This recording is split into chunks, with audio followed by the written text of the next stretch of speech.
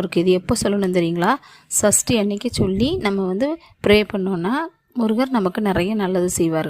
ஒவ்வொரு மந்திரத்துக்கும் ஒவ்வொரு பலன் உண்டு. அதை நம்ம தெரிஞ்சுட்டு செஞ்சோன்னு வைங்களேன், நம்ம என்ன வேண்டுமோ அதுக்கேற்ற மந்திரத்தை நம்ம சொல்லிக்கலாம். எனக்கு தெரிஞ்சு 10 மந்திரத்தையும் சொல்கிறது ரொம்ப நல்லதுன்னு நினைக்கிறேன்.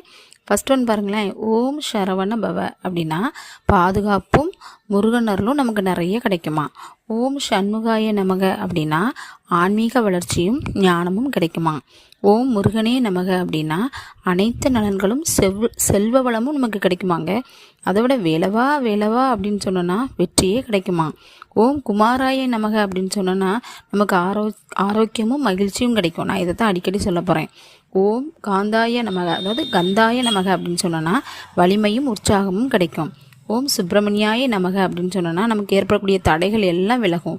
ஓம் வேலாயுதாய நமக அப்படின்னு சொன்னோன்னா வேகமும் வளர்ச்சியும் ஏற்படுமாங்க. அதோட ஓம் சுவாமி